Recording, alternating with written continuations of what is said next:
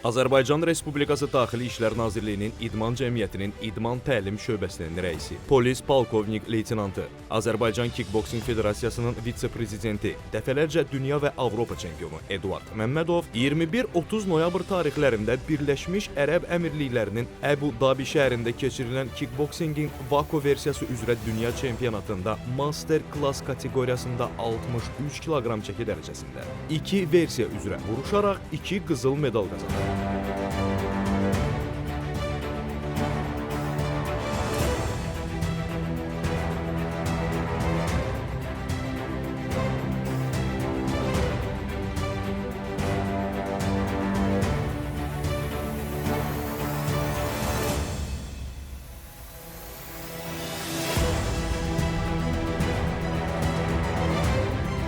Light Contact növündə Böyük Britaniya, Portuqaliya, İtaliya və Kick Light növündə İsveç, Kanada və İtaliya idmançılarına qalib gələrək ümumən Vako üzrə 10-cu dəfə dünya çempionu olur. Çempion olan idmançı bu qələbəsini şəhidlərinizə həsr etdiyini bildirib. O, şəhidlərə Allahdan rəhmət, qazilərə can sağlığı diləyib. Başda Suraxanı rayon icra başçısı, Azərbaycan Kickboksing Federasiyasının fəxri prezidenti cənab Adil Əliyev və Azərbaycan Kickboksing Federasiyasının prezidenti cənab Orxan Əliyevə təşəkkürlərini bildirir. İdmançı eyni zamanda Azərbaycan Respublikası Gənclər və İdman Nazirliyinə də təşəkkürlərini bildirib. Qeyd edək ki, Eduard Məmmədov hər üslubda 3 döyüş olmaqla 2 gün ərzində 6 qarşılaşma keçirib.